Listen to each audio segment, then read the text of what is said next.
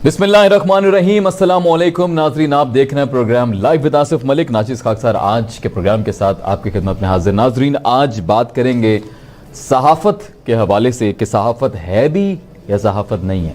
Important मौजू है। आज जो भी हुआ सुबह आप सबकी नॉलेज में होगा, किस तरह से छापा मारा गया FIA की तरफ से, किस तरह से पकड़े गए। ख़ास तौर पे जितने भी हमारे वहाँ पे लोग मौजूद थे उन्होंने काफ़ी इसको इशू बनाया। अब ये जो इशू है ये आज का इशू नहीं है। जितने भी लोग खास तौर पे इस वक्त मौजूद हैं टीवी स्क्रीन्स के ऊपर, आप न्यूज़ वगैरह देखते रहते हैं, आपको पता होगा कि इशू स्टार्ट हुआ था गरीदा फारूकी साहबा के शो से, जिसके अंदर ख़ास तौर पे मोहसिन साहब और दीगर जितने भी गेस्ट थे, मेहमान थे, इफ्तिखार साहब, सब ने गुफ्तगू की। गरीदा फारूकी के हवाले से भी इसके ऊपर इशू रहा। इसके ऊपर ये हुआ कि चैनल को भी बंद कर दिया गया था। उसके बाद फिर उनके ऊपर भी जो है वो इस वक्त काफ़ी इशूज़ जो हैं उठाए जा रहे हैं। अभी मोहसिन बेग साहब ने जो है उसमें जो कलमात अदा किए थे, क्या वो उनको कहने चाहिए थे, नहीं कहने चाहिए थे? यकीनी तौर पर ये एक गैर अखलाकी हरकत थी, नहीं कहने चाहिए थे। अगर वो सहाफ़ी हैं तो क्या इसका मतलब है कि वो कह देंगे? यकीनी तौर पर गैर अखलाकी बात सहाफ़ी करता हुआ भी अच्छा नहीं लगता। फिर उसके बाद जो मुराद सईद साहब ने यकीनी तौर पर दरख्वास्त जमा कराई, फिर FIA ने FIA कटवाई, उसके बाद कानूनी कार्रवाई हुई है। वो जाते हैं वहाँ पे, फायरिंग हो जाती है। कुछ वीडियोस भी आप सर्कुलेट करते देखेंगे सोशल मीडिया के ऊपर, ट्विटर के ऊपर। और उसके बाद उनको पकड़ा जाता है। पकड़ने के बाद उनको यकीनी तौर पर कोर्ट में भी लाया गया, रिमांड पे भी गए वो। और सेशन जो जज हैं, ख़ासतौर पर इस्लामाबाद सेशन जज ज़फ़र इकबाल साहब, बकौल उनके ये करना ठीक नहीं था। बकौल उनके पास कोई कानूनी इख्तियार नहीं था FIA के पास कि जाएँ और उनको इस तरह से पकड़ सकें। उनके बेटे अब तक जो है वो मालूम नहीं कि कहाँ हैं। कहा गया था कि पकड़े गए हैं, कुछ कह रहे हैं कि अब तक छापे मारे जा रहे हैं FIA की तरफ से, अभी तक पकड़ा नहीं गया उनको। लेट्स सी कि आगे की सूरत हाल क्या होती थी। आज बहुत इंपॉर्टेंट सवाल हैं मेरे पास जो मैं करना चाहूँगा अपने मौजूद मेहमानों से। सबसे पहले आगाज़ करूँगा, मुझे बताया जा रहा है कि अब्दुल्ला हमीद गुल साहब ने हमें ज्वाइन कर लिया। अच्छा ठीक है, प्लीज़ कनेक्ट कीजिए अब्दुल्ला साहब को भी, मुबशर साहब को भी, ताकि मैं गुफ्तगू का आगाज़ कर सकूँ। अब ये जो सहाफ़ती बिरादरी है ख़ास तौर पे, वो भी इस इशू के ऊपर डिवाइडेड नज़र आती है। बहुत सारे ऐसे लोग हैं जो कह रहे हैं कि जी ये ठीक हुआ है, बिल्कुल कानूनी तरीके से इस पर जो कार्रवाई की गई है वो ठीक है, उनको जाना, FIA का जाना, छापा मारना, पकड़ना, वो ठीक है। कुछ लोग जो हैं वो ख़ास तौर पे वो मोहसिन साहब की सपोर्ट में बात कर रहे हैं। बहुत बड़े बड़े एंकर्स भी हैं, बहुत बड़े बड़े मीडिया के नाम हैं जो उस पर बात कर रहे हैं और कह रहे हैं कि जी उनके साथ गलत हुआ। फिर उनका असलहा उनके पास होना, असला का चल जाना, ख़ास तौर पे जब वो भी टीम बता रही है कि हम FIA से हैं, उसके बावजूद असले को शो ऑफ करना, चाहे वो लाइसेंस था, क्या ये ठीक था? क्या जो जिस तरह से इस मामले को हैंडल किया जाना चाहिए था, क्या वैसे किया गया, या कहीं कोई गफलत हो गई, कहीं कोई जानबूझकर कोई हरकत हो गई? इस पे आज हम जानने की कोशिश भी करेंगे और साथ साथ फिर कुछ सहाफ़ती पहलुओं के हवाले से भी बात करेंगे कि कुछ लोग जो सहाफ़ी कहते हैं वो सहाफ़ी हैं भी या नहीं है। मुझे ज्वाइन किया है हमारे बहुत ही मोहतरम मुबशर बुखारी साहब ने लाहौर से। सर अस्सलाम वालेकुम। मुबशर बुखारी साहब, अच्छा मोहसिन साहब ने ज्वाइन, ठीक है मोहसिन साहब, सर मोहसिन साहब, मोहसिन रजा साहब, प्लीज मुझे बताइएगा कि मोहसिन रजा साहब को मेरी आवाज पहुंच रही है? हेलो मोहसिन सर मैं आपको सुन सकता हूं। अस्सलाम वालेकुम मोहसिन साहब, बहुत शुक्रिया आपने ज्वाइन किया। मोहसिन साहब, आप ही के हम नाम एक हमारे बहुत ही नामवर शख्सियत हैं, इमरान खान साहब के करीबी दोस्त भी रह चुके हैं माजी में। मोहसिन बेग साहब की मैं बात कर रहा हूँ। उनके खिलाफ आज एक कार्रवाई हुई। उससे पहले टीवी चैनल पर बैठकर उन्होंने जो भी कलमात अदा किए उसके खिलाफ एक्शन लिया गया। मुराद सईद साहब की यकीनी तौर पर ईमा के ऊपर, उनकी दरखास्त के ऊपर, लेकिन वो वाकया जिस तरह होना चाहिए था उस तरह आगे बिल्डअप नहीं हो सका। कहानी बड़ी मुख्तलिफ हो गई आगे चलकर। वो गिरफ्तारी तो हुई लेकिन बड़ी ड्रामेटिक सिचुएशन में गिरफ्तारी हुई है। अभी भी आगे कार्रवाई जारी है। तो प्लीज़ ज़रा आप गुफ्तगू का आगाज़ करें कि जो कुछ भी हुआ ये ठीक था या कहीं कोई गफलत हो गई है? एक तो बहुत ही गलत तरीके से ये काम किया गया है। ठीक है, 9:30 बजे बताया गया कि मुराद सईद साहब ने कंप्लेंट की है जी, और FIA cyber crime wing Lahore, ठीक है, और 9:30 बजे जो है छापा मारा गया। छापा मार टीम जो है वो मोहसिन बेग के घर इस्लामाबाद FIA में पहुंच गई। हाँ। और 1 घंटे की जद्दोजहद के बाद उन्हें गिरफ्तार कर लिया गया। ठीक है, ना टीम के पास सर्च वारंट थे, ना वो वर्दी में थे। तो इस लिहाज से तो ये वाकया बिल्कुल ही एक अजीब और गरीब है। लगता है कि हुकूमत एक स्थायी रवैया इख्तियार करी है और जो अच्छा। कानून कायदे और साइबर क्राइम ये है कि जब कोई साइबर क्राइम की दरखास्त देता है तो कंप्लेंट के ऊपर मुतलका शख्स को नोटिस जारी किया जाता है कि वो अपना जवाब दे। ठीक है। इस तरीके से कोई भी ऐसा काम नहीं होता कि FIA घुसे किसी के घर में और जबरदस्ती ये कोशिश करे ठीक है कि उस आदमी को गिरफ्तार किया जाए। इससे इंतकाम ठीक की है। बू आ रही है और ये इंतकामी कार्रवाई किसी मामूली आदमी के कहने पे नहीं हुई। जी मुराद सही साहब, 7 दिन तो दरखास्त दी है, प्रॉपर दरखास्त दी उन्होंने। लेकिन असल में ये किसी ताकतवर शख्स के कहने पे कार्रवाई की गई है।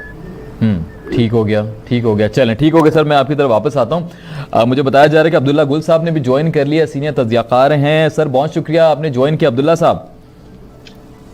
जी बिस्मिल्लाहिर्रहमानिर्रहीम। Sir thank you so much for joining. Mubashir Bukhari साहब ने हमें ज्वाइन कर लिया, हमारे बहुत ही मोहतरम, हमें ज्वाइन करते हैं लाहौर से। सर अस्सलाम वालेकुम। वालेकुम अस्सलाम। चलें मुबशिर सर, अल्लाह का शुक्र। मुबशिर साहब आप क्योंकि खुद सहाफ़ी हैं माशाल्लाह, एक नामवर सहाफ़ी हैं, बहुत लिखता है, पूरी ज़िंदगी आपने सहाफ़त को दे दी है। मैं आपसे चाहूँगा कि पहले ज़रा बात स्टार्ट की जाए। सर मोहसिन साहब का वाक़या, अभी मोहसिन रज़ा साहब भी गुफ्तगू फरमा रहे थे, आपने सुना होगा। मोहसिन साहब के वाक़े को मैं चाहूँगा कि आप पहले ज़ाती नौयत में ज़रा बयान कीजिएगा कि ठीक हुआ है, गलत हुआ है, जो कुछ भी उन्होंने टीवी शो पे कहा वो एक दूसरी तरफ, लेकिन आज जिस तरह से उनको अरेस्ट किया गया, जो पूरी कार्रवाई हुई, एक ड्रामाई सिचुएशन क्रिएट हुई, कैसे देखते हैं आप इस पूरी सूरत हाल को? मेरा ख्याल है कि गलती का अंसर दोनों जानिब पाया जाता है। ठीक है, ठीक है। हमें देखिए ईमानदारी से बात करनी चाहिए। Right sir. टीवी पे जो उन्होंने कहा चलिए वो देख लेते हैं, वो अपनी जगह पे गलत है या ठीक है, उस बहस में हम नहीं जाते। ठीक है। लेकिन जिस तरीके से छापा मारा गया ये भी एक गलत काम था, और जिस तरीके से आगे से असला और बाकी जो बातें की जा रही हैं वो भी गलत काम है।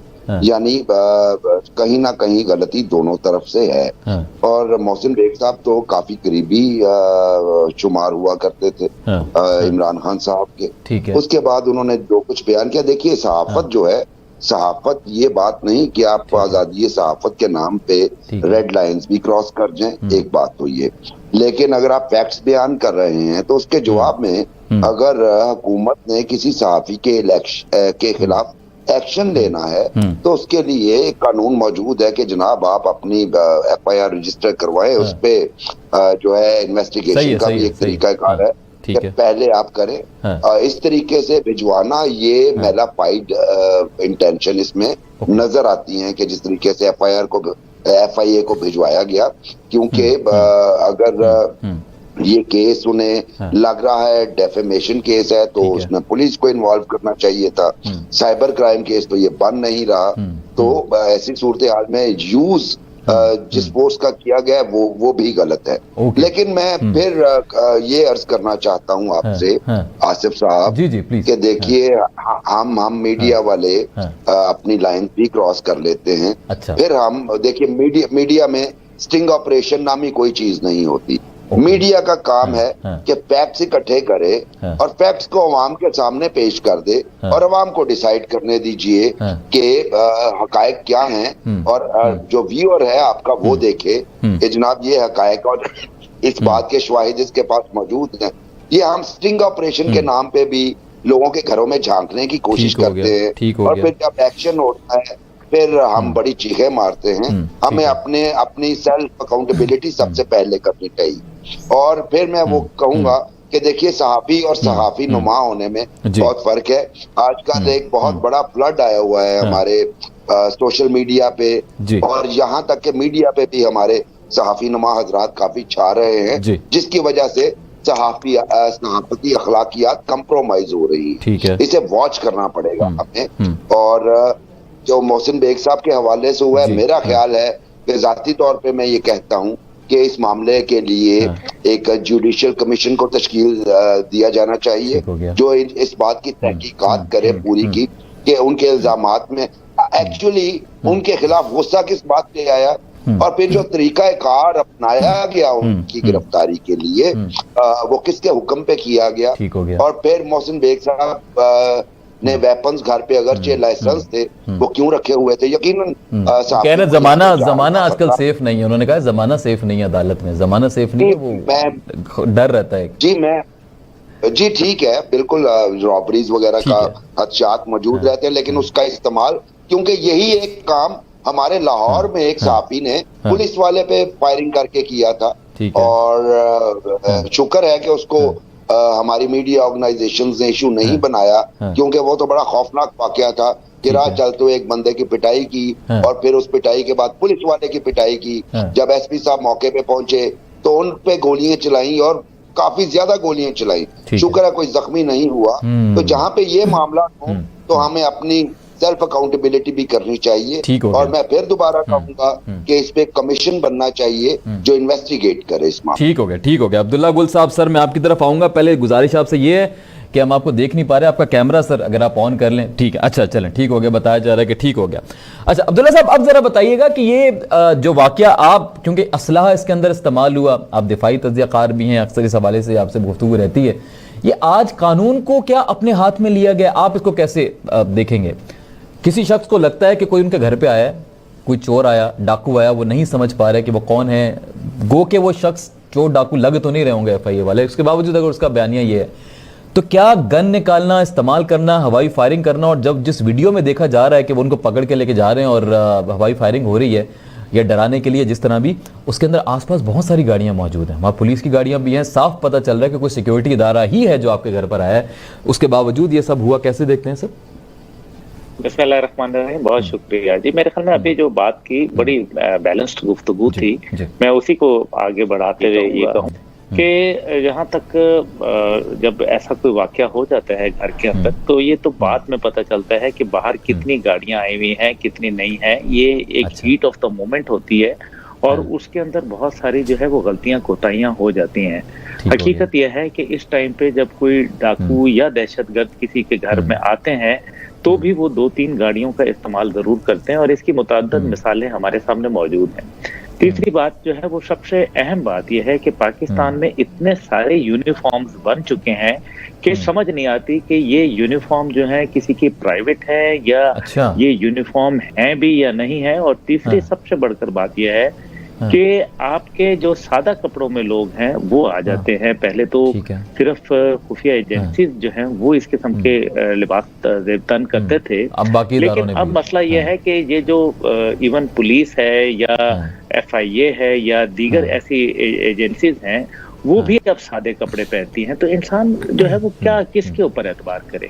ये भी हो सकता है कि वो गिरफ्तारी के वक्त इस तरह का अमल इसलिए लाया जाता हो क्योंकि एक रिस्पेक्टेबल घर के शख्स के घर में जा रहे हैं, मोहल्ले में जा रहे हैं, तो किसी को पता ना चले कि गिरफ्तार हुए हैं, किसी दोस्तों के साथ गए हैं। मेरे ख्याल में ये भी एक रीजन हो सकता है। ये एक बात मेरे ख्याल में आपने, मैं इससे इत्तेफाक इसलिए नहीं करूंगा क्योंकि जब आप किसी के घर में वहां आते हैं सबको पता होता है, दीवारें फलांगी जारी होती हैं, वहाँ वेपन जो है वो नजर आते होते हैं, वायरलेस सेट्स नजर आ रहे होते हैं, सरकारी गाड़ियों का पता चल रहा होता है, डबल केबन पिकअप होती हैं या कोई ऐसे सरकारी एहलकार होते हैं, उनके हेयर कट से। लेकिन आप भी कहना है कि रिवाज बन गया अब ये सिलसिला सब हर इदारा अपना रहा है। मैं अगर इस बात को अगर मुझे इजाजत दीजिए जी प्लीज, मैं जिस पहलू की तरफ गुजारिश आपको करना चाह रहा हूँ वो ये है कि ये रवायात खत्म होनी चाहिए सादा कपड़ों के अंदर। जो भी हो उसको प्रॉपर तरीके से जो है वो आप अरेस्ट करें और वो आप यूनिफॉर्म में भेजें लोगों को। यूनिफॉर्म की बड़ी इज्जत करते हैं लोग,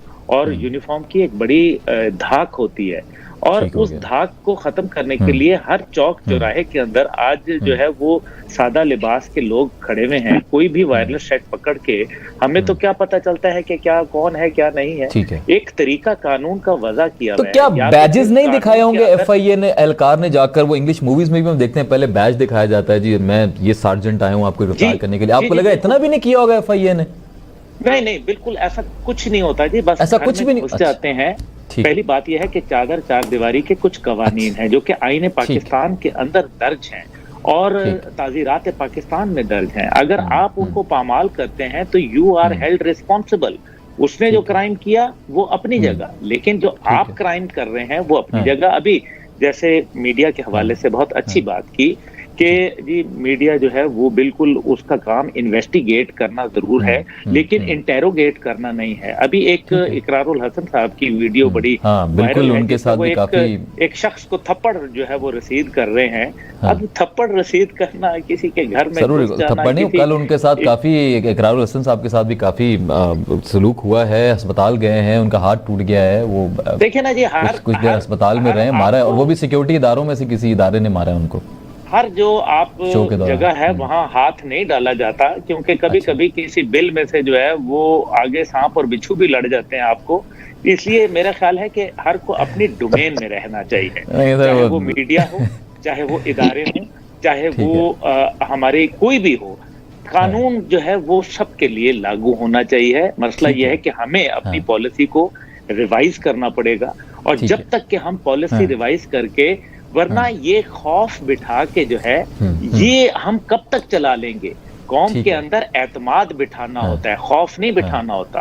कौम को जो है जगह और सजा दी जाती है, लेकिन हकीकत यह है कि ये जो कुछ भी हुआ, क्या मोहसिन बेग साहब को या उनके साहबजादे को सजा होगी या इसके ऊपर कुछ पकड़ा? ये तो इस पे अभी बात करनी है, इस पे हाँ जी, इस पे मैं बात करता हूँ अभी। अच्छा, आप कंप्लीट कर लें। निजी चैनल था, निजी चैनल के एक एंकर थे, बलूचिस्तान के वजीर आला को उनसे माफी मांगनी पड़ गई थी ऑन एयर। अच्छा। तो ये भी हमें याद है, भूले नहीं है। चले खैर, ये इसमें खैर असले का इस्तेमाल हो, ये वाकया कुछ और है।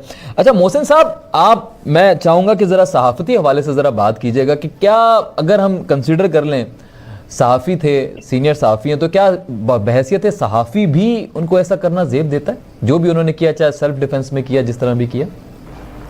देखिए, एक तो बुनियादी बात यह है कि मुस्लिम बेग कोई साथी नहीं है। अच्छा। वो साथी इदारे के मालिक है। हाँ। वो तजियाकार है। हाँ। लेकिन वो कभी भी साथी ना थे ना है। और ये तो एक बात खत्म हो गई। ठीक हो गया। अच्छा, दूसरी बात यह है कि वो साथी है या नहीं है। हाँ। वो रियासत पाकिस्तान के एक शहरी है और एक इंसान है। ओके। उनके इंसानी हकूक है। ठीक है। बड़े खास इंसान है, खास इंसान रह चुके हैं, पहले तो बहुत खास रह चुके हैं। अब उनके घर पे छापा मारा। अच्छा। एक तो सादा कपड़ों में थे। हाँ। दूसरे उनके पास सबसे भारत भी नहीं थे। तो अगर साथियों को इन ऑपरेशन की इजाजत नहीं है, या उन्हें ऐसा नहीं करना चाहिए, मैं अब्दुल्ला गुल साहब की इस बात से और बुखारी साहब की बात से इत्तेफाक करता हूँ। ये बहुत गलत बात है। लेकिन क्या हमारे इदारों के पास से भी काम करने का कोई तरीकाकार है? इस तरह इकरारुल हसन के साथ सलूक किया गया, या जिस तरह मोहसिन बेग के घर में चढ़ाई की गई, तो मैं समझता हूँ कि ये दोनों काम जो थे, ये हुकूमती इदारों ने, हमारे रियासत के इदारों ने, जिनका काम मुल्क में अमन व अमान कायम रखना और कानून पे अमल दरामद करना है। Right sir. इन दोनों इदारों ने अपने काम से हट के काम किया है। अच्छा, आप कह रहे हैं इनके काम से हट कर। ठीक है। और आई है। काफी स्ट्रॉन्ग ओपिनियन है आपका। ठीक जी, कंप्लीट कर लें आप। कब कर? मैं नहीं कहता कि इकरारुल हसन को ऐसा करना चाहिए था या नहीं करना चाहिए था। इसमें तो वही इन्वेस्टिगेटिव जर्नलिज्म है, वो तो हो सकती है। लेकिन अगर उसने गैर कानूनी काम किया था, तो जिसका उसके साथ सलूक किया गया है, ये तो किसी दुश्मन मुल्क के जासूस के साथ भी नहीं किया जाता है। अच्छा। तो इंडिया का जासूस आ जाए तो उसके साथ भी ये सलूक जिनेवा कन्वेंशन के तहत जायज नहीं है। हमें इसकी मजम्मत करनी चाहिए। ठीक है। और जहाँ भी जिसकी जाती है, अब देखिए जो बात हो रही है कि वो न्यूज़ 1 के प्रोग्राम में उन्होंने रियाम खान की किताब का हवाला दिया। हाँ, तो उन्होंने सिर्फ हवाला दिया, हाँ, कोई जिक्र नहीं किया, कोई बात नहीं की। हाँ, आज पाकिस्तान में हर आदमी पूछ रहा है कि किस बात का हवाले दिया गया था, हाँ, क्या किताब में लिखा हुआ है, क्या कुछ उसके बारे में। हाँ। यानी कि हुकूमत ने अपना मजाक फोटो उड़वा दिया है। तो क्या हवाला देने का मतलब ये ना हुआ कि आप खुद भी उस हवाले से एग्री करते हैं? देखें, एक किताब छपी हुई है। हाँ। तो मतलब आप अगर मैं हवाला दे रहा हूं तो उसका मतलब ये हुआ कि मैं भी, मेरी भी वही सोच है जो आप मुझसे ना पूछें, डिटेल वहां जाके पढ़ लें, ऐसा ही हुआ ना ये तो, कि मैं भी इस बात से एग्री करता हूं, मतलब उन्होंने एग्री किया इस बात से, या इसमें भी इख्तलाफ है? किताब का किसी का हवाला दिया जाए तो जरूरी नहीं है आप इत्तेफाक करते हो।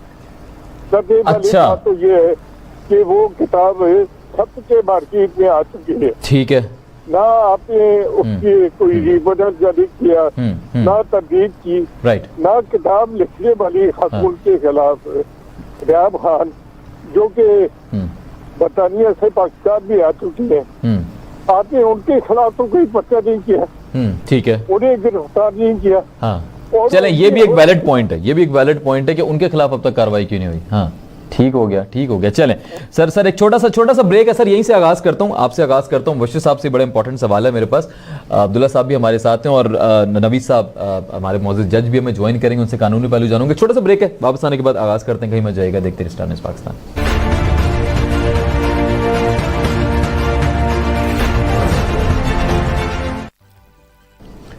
जी नाज़रीन, वेलकम बैक। लौट कर वापस आ चुके हैं और बात कर रहे हैं आज मोहसिन बेग साहब के हवाले से, जो भी आज पूरे दिन में वाक़या हुआ, सूरत हाल हुई, और ये कुछ देर उस कबल ही जो प्रोग्राम हुआ उस पर हम बात कर रहे हैं। मुबशिर बुखारी साहब की तरफ मैं बढ़ूंगा। मुबशिर भाई जरा कुछ, मेरे ख्याल में आप जानते भी हैं मोहसिन साहब को, आप खुद बड़ा माशाल्लाह आपका एक करियर है सहाफ़ती, ज़रा इनके बारे में बताइएगा सर, ये क्या है, कैसे माशाल्लाह इस लेवल पर पहुंचे। इमरान खान साहब के साथ भी माजी में पीटीआई के साथ भी बड़े इनके ताल्लुकात रहे हैं, अच्छी दोस्ती रही है, अब अचानक से उसी हुकूमत की तरफ से ऐसी कार्रवाई, तो कुछ ऐसा है जो आप हमारे साथ शेयर करना चाहें? भाई जी बिल्कुल, मोहसिन साहब के बारे में जो मोहसिन रजा साहब ने फरमाया, ये बुनियादी तौर पे मीडिया ऑनर्स में आते हैं और ये एक एजेंसी, ये न्यूज एजेंसी चलाते थे और उसके बाद आगे बढ़ते गए। और मुझे बड़े अच्छे तरीके से याद है कि मुशर्रफ दौर में बाकायदा इनकी न्यूज एजेंसी को बड़ी फाइनेंशियल असिस्टेंस मिली थी और ये बड़े करीब ले जाते थे। और मैंने एक खबर जब ब्रेक की, डेली टाइम्स का मैं चीफ रिपोर्टर था, और एक खबर मैंने जब ब्रेक की चार्टर ऑफ डेमोक्रेसी के लिए जो मीटिंग होनी थी, तो सबसे पहले वो ब्रेक मैंने की थी 2006 में। तो उससे वेरी नेक्स्ट डे इनकी न्यूज एजेंसी ने उसका डिनायल जारी करवा दिया था, मतलब और उसमें कॉन्कॉक्टेड स्टेटमेंट जो थे वो चले थे। और उसके बाद ये डेली टाइम्स में के भी रेजिडेंट एडिटर रहे इस्लामाबाद में, यानी अपनी न्यूज एजेंसी के साथ साथ मुख्तलिफ मीडिया ऑर्गेनाइजेशंस में टॉप स्लॉट की ये हासिल करते रहे। तो ताकतवर हलकों के बड़े करीब से, यानी रूलिंग एलीट के बड़े करीब समझे जाते रहे हैं। मेरे लिए अभी तक ये हैरानी की बात है कि ये जो छापा इस तरह का हुआ, इसके खिलाफ किस तरह हो गया। ये तो मेरे जैसे, आप जैसे आसिफ साहब आदमियों पे होना चाहिए था, हम जो कमजोर किस्म के सहाफी हैं। ठीक है, इन पे तो मेरे मतलब अभी तक मैं इसका मतलब है कि इनकी बात को जिस भी अथॉरिटी ने ऑर्डर दिया उन्होंने दिल पे लगा लिया।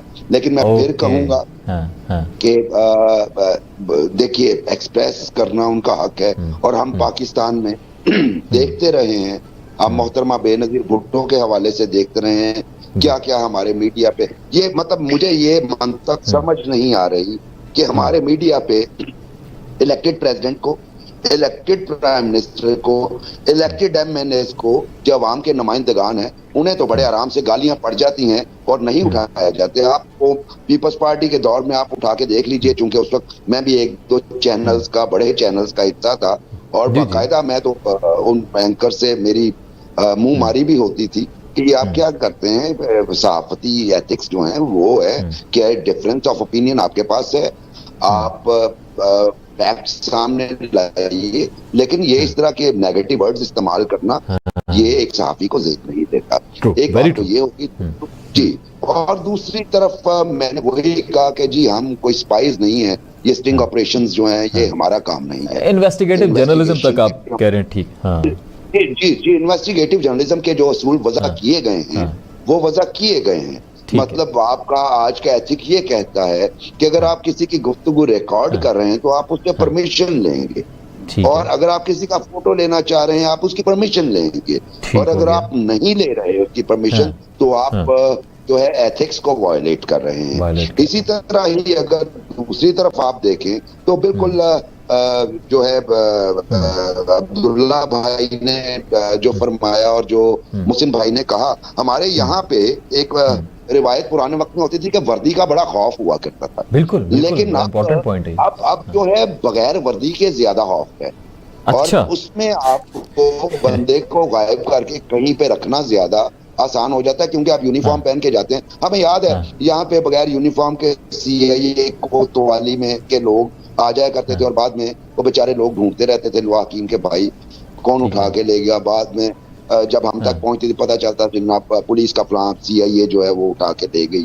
तो अब जो बगैर वर्दी के ज्यादा जब बड़े बड़ी गाड़ियों पे लोग आते हैं और बगैर वर्दी के आते हैं तो उनका ज्यादा खौफ होता है बनिस्बत वर्दी वालों के। लेकिन बात वो अब्दुल्ला साहब ने कहा था कि वर्दी की इज्जत बहुत करते हैं लोग, खौफ की तो बात की नहीं थी ना उन्होंने। इज्जत और खौफ में फर्क नहीं। लेकिन अब उन्हें जब किसी को अरेस्ट करने जाना होता है तो इज्जत नहीं करवानी होती बल्कि खौफदारी करना होता है। अच्छा, ऐसे मामला जो हमारे SOPs हैं सिंपल, आपके पास अरेस्ट वारंट होना चाहिए। आज पुलिस भी दिखाने की जरूरत नहीं करती। और वो जो दफा 54 है, यानी शुबे में किसी को भी आप उठा लें, आपको अरेस्ट वारंट की जरूरत नहीं है। ये कुछ लॉज भी हमने ऐसे जो बने हुए हैं पुराने, और उन्हें हमने रिफॉर्म करने की जरूरत की। ये भी बहुत बड़ा प्रॉब्लम, ये भी बहुत बड़ा प्रॉब्लम। ठीक हो गया। चक्कर में आप किसी को भी सड़क से उठा के हवालात के पीछे भेज सकते हैं, आपको किसी अरेस्ट वारंट की जरूरत नहीं है।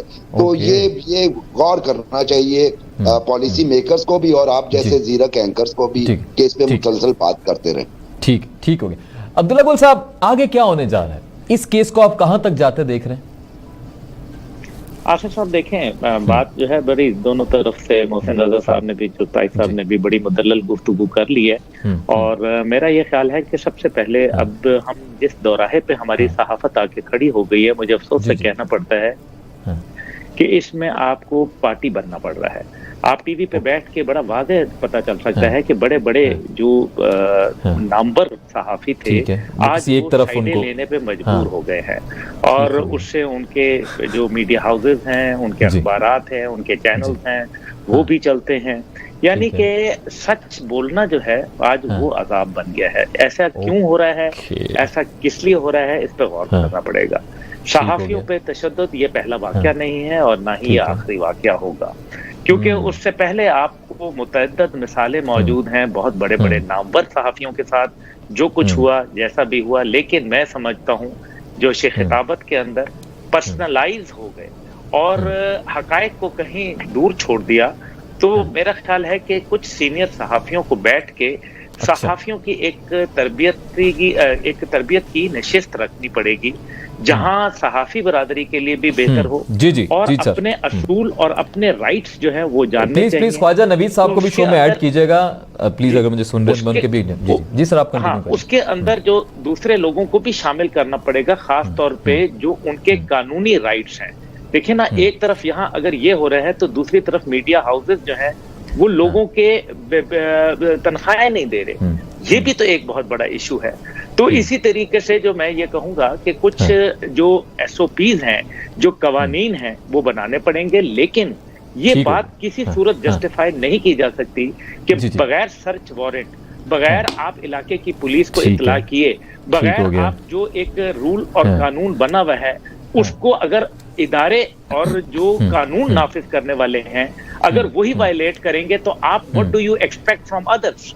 और खास तौर पे जब जहां इतनी गहमा गहमी और नफसा नफसी का आलम हो कि किसी अच्छे का और बुरे का पता नहीं चलता, किसी का ये नहीं पता चलता कि सादे कपड़ों में किसी के ऊपर लिखा हुआ नहीं। आपने जैसे बड़ा अच्छा लफ्ज बोला कि जब कोई आता है तो पहले अमेरिका में या किसी जगह पे बैज दिखाता है अपना तारुफ कराता है। यहाँ तो ऐसा कुछ नहीं होता, दीवारें फलांग दी जाती हैं, चादर चार दीवारी को पामाल कर दिया जाता है, लेडी पुलिस साथ नहीं होती। तो ये हम किस तरफ लेके जा रहे हैं? आखिर हमारी कोई मशरकी रवायात नहीं है। ठीक हो तो गया। ये आपको गौर करना पड़ेगा। ठीक है अब्दुल्ला साहब प्लीज वक्त दीजिएगा। ख्वाजा नवीद साहब ने ज्वाइन किया है, जज रह चुके हैं, सीनियर कानूनदान हैं। ख्वाजा साहब अस्सलाम वालेकुम। ख्वाजा नवीद साहब जी, मैं बात कर रहा हूँ जी। सर कैसे हैं आप? ठीक ठाक हैं? जी बिल्कुल ठीक हूँ सर बहुत शुक्रिया सर जज़ाकल्लाह। सर आज बड़ा इंपॉर्टेंट पहलू है जिसके ऊपर मैंने आपको मदऊ किया। हमारे बहुत ही सीनियर मोहतरम गेस्ट भी हमारे साथ मौजूद हैं। मोहसिन रजा साहब हमारे साथ मौजूद हैं, मुबशर बुखारी साहब हैं, अब्दुल्ला हमीद गुल साहब हैं। तो मैं इनकी मौजूदगी में सर जानना चाहूँगा कि ये आज जो भी वाक़या हुआ, होना चाहिए था, नहीं होना चाहिए, let's not talk about it. मैं कानूनी पहलू के हवाले से जानना चाहूँगा कि क्या जिस तरह से FIA वहाँ गई, FIR कितने बजे दर्ज हुई, उनको पकड़ा गया, उनको लाया गया, सादा मलबूस जिस तरह भी एहलकार गए थे, सादा वर्दी में मलबूस, वर्दी भी नहीं कह सकते उसको, सादा कपड़ों में। तो ये एक तो इस पर बात कीजिएगा। दूसरा ये कि अब आगे जिस तरह पहले बल्कि इस पर बात करें, फिर मेरे एक और सवाल है इस्लामाबाद सेशन जज के हवाले से।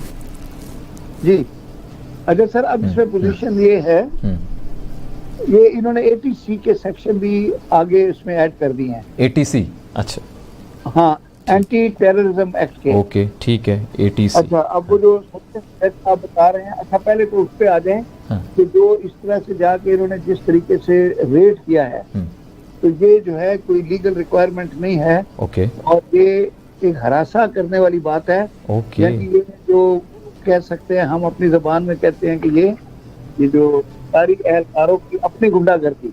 ओके। किताब में कुछ नहीं लिखा हुआ कि इन्होंने किस तरह से जाना है, क्या करना है। ठीक है। लेकिन they have to follow the normal जो होता है। Right sir. तो अब ये इसमें जिस तरह से जाके वो जिसको पकड़ने जा रहे हैं, ये भी देखना पड़ता है कि वो सहाफी है, सीनियर आदमी है, शरीफ आदमी है, कोई हैबिचुअल क्रिमिनल नहीं है।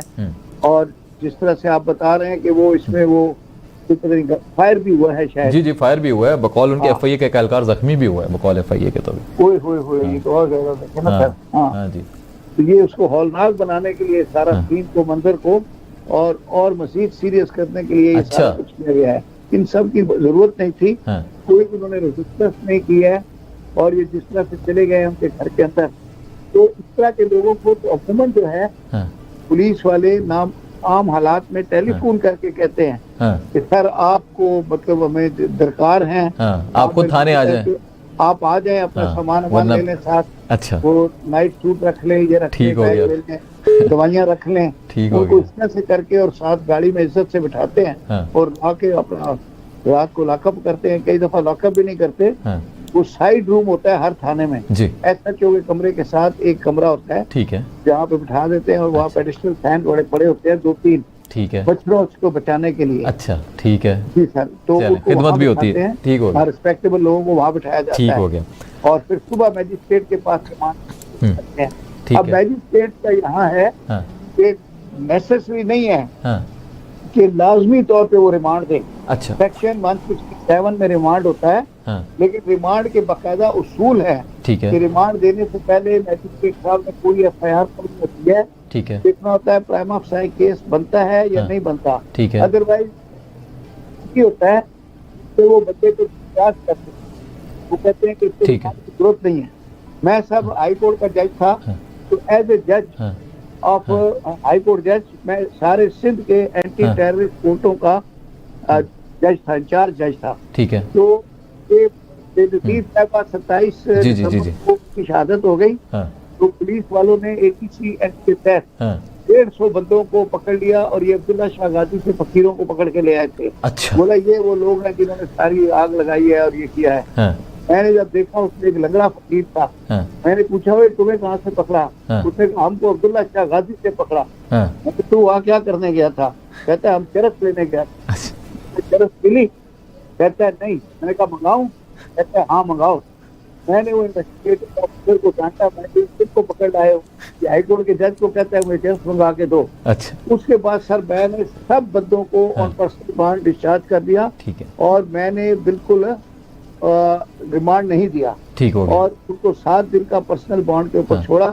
ठीक है। और सर ये भी एक रिकॉर्ड है, मैं आपको बताऊं जी। वो 7 दिन को मैंने उनको पता क्या कहा जी, देखो तुम सबको मैं अपनी जमानत पे छोड़ रहा हूँ, अच्छा, और अगर किसी एक ने भी गैर हाजिरी की और 7 दिन बाद नहीं आया हाँ, तो मेरी बड़ी बेइज्जती हुई। सर आप यकीन करते हो 7 दिन के बाद अपने पूरी गिनती की 150 के 150 बंदे हाजिर थे। 150 के 150, क्या बात, और एक बंदा गैर हाजिर नहीं था। लोग यहाँ 10-10 साल की मानते थे कि भाग जाते। ठीक, तो मैं जब हार्वर्ड में बुलाया था एज ए की नोट स्पीकर, जी, वहाँ आपको देना होता है वो क्या अपनी स्टोरी वाकया था, हाँ। मैंने ये बताया था उनको और ये बताना था मॉरल ऑफ द स्टोरी।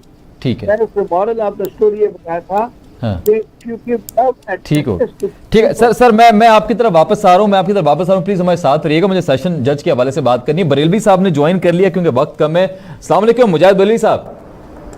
जी बरेलवी साहब बहुत शुक्रिया आपने ज्वाइन किया। बड़ा इंपॉर्टेंट आज मौजू है जिस पे मैं चाह रहा था कि आप कुछ लब कुशाई करें।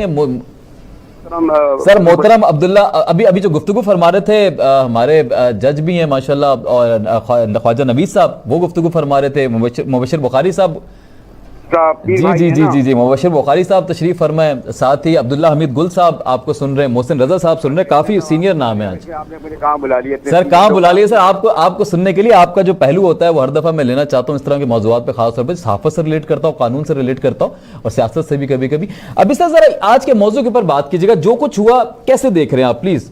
Was it right? Was it wrong? हम लोग जो ख्वाजा साहब नवीद जानते हैं और शायद उस तरह बैकग्राउंड से देखे, जो जर्नलिस्ट होते थे पहले उनकी जितनी रिस्पेक्ट होती थी, ठीक है, और बड़े बड़े भयानक दौरे में देखा, चाहे मजीद निजामी हो, चाहे निसार उस्मानी हो, चाहे मिनाज बन्ना हो, चाहे अब्दुल छापरा हो, स्कीनों का जमाना नहीं था। हम तो स्कीनों की वजह से आए हैं कि प्राइम मिनिस्टर हो, सदर हो, बड़े बड़े लोग। और फिर आपको याद है कि उस जमाने में जब ज़िया-उल-हक के खिलाफ तहरीक चली, पुलिस आती थी, हम लोगों को जब पकड़ते थे, मैं भी मार्शल लॉ के तहत जेल में गया हूँ 6 माह की, वो रिस्पेक्ट देते थे। थाने कचहरी में चाय पिलाते थे, जेल जाते थे, वो करते थे, वो समझते ये पॉलिटिकल लोग हैं, ये जर्नलिस्ट हैं, इनका एक बैकग्राउंड है।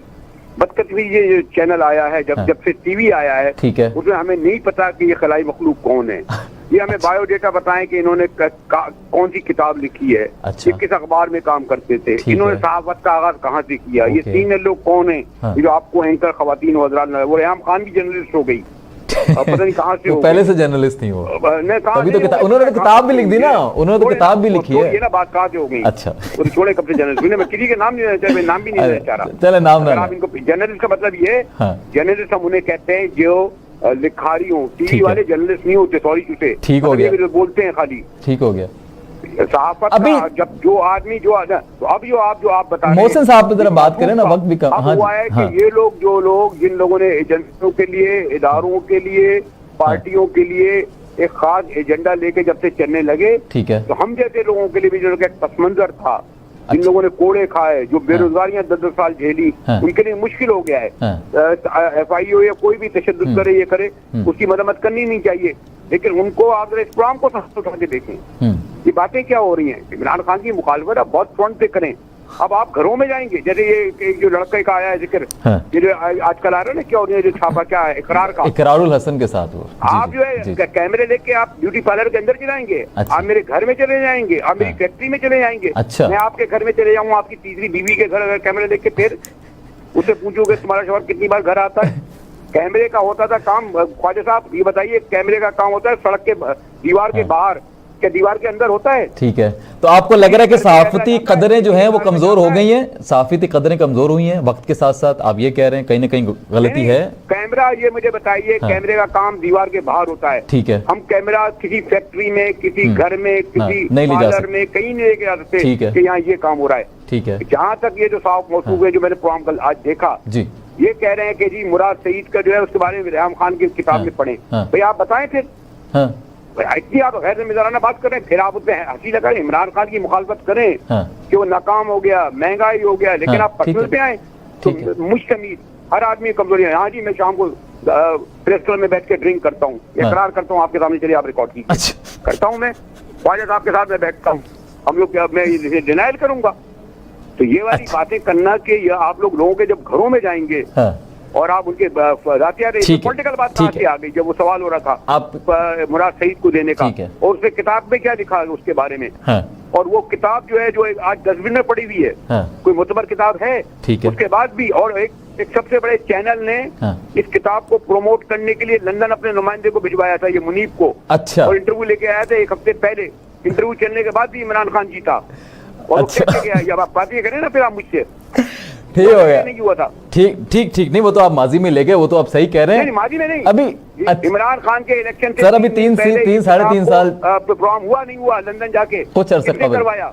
अभी ये बताया कि मोहसिन साहब के साथ आगे क्या होना चाहिए, क्या होने जा रहा है, कैसे? आपने पिस्तौल निकालते हुए देखा, क्या साहब ही निकालता है? सर वो डर गए थे, उन्होंने बोला सादा कपड़ों में लोग आ गए, वो तो डर गए। ख्वाजा साहब को पता है। अच्छा। पुलिस वाले की, एसपी डीएसपी की, किसी एजेंसी की हिम्मत नहीं होती थी कि हम लोगों को हाथ लगाए। ठीक हो गया, रिस्पेक्ट करते थे कि वो समझते थे प्रोफेशनल लोग हैं, जर्नलिस्ट हैं। ठीक है। इतने पिस्तौल निकाली, आपने तस्वीर नहीं देखी वो किस तरह बाल पकड़े? पूरी वीडियो है, पूरी ट्विटर पे वीडियो। हाँ ठीक है, जी पूरी वीडियो है, पूरी वीडियो तस्वीरें निकाले ना, वीडियो। जी वो पुलिस रियासती इदारे तो 50 साल से ये कर रहे हैं। ठीक है। लेकिन आप सहाफी ये होता था कि वो पिस्तौल आप इसको बड़ा नेगेटिव देख रहे हैं, आप कह रहे हैं कि नहीं होना चाहिए था इसको। ठीक है, ठीक हो गया, ठीक है। मैं सर टाइम बिल्कुल आप ख्वाजा नबी से पूछेंगे। मैं उन्हीं से मेरा लास्ट सवाल है, बस वाइंड अप करने। जी ना ख्वाजा साहब, अभी आगे बताएं कि बाय लॉ क्या हो सकता है और क्या होना चाहिए।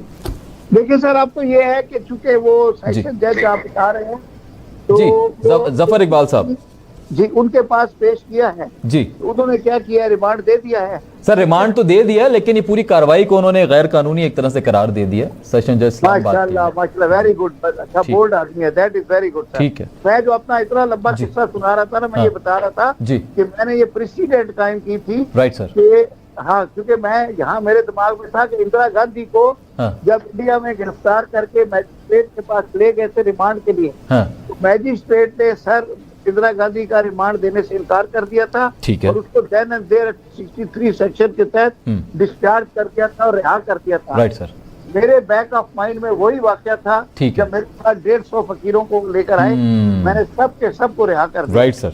तो आप अभी आगे आपको लग रहा है कि ठीक है, कोर्ट इसको मेरे ख्याल में परसू नहीं करेगा आगे, ऐसा है? प्रॉपर केस को इसको फर्दर टेकअप करना चाहिए। टेकअप। और ये हमारे जो साथी हैं मोहसिन बेग साहब, इनको भी अपना वसूल करके ये बाकायदा एप्लीकेशन भी दाखिल करनी चाहिए। ठीक है। और जिन ये FIA के जिन इंस्पेक्टरों ने और जिनके घर पे रेड किया है, ठीक है, उनके खिलाफ फौरी तौर पे एक एप्लीकेशन अच्छा, उनके खिलाफ एप्लीकेशन दे। ठीक हो, FIR काटने की दें।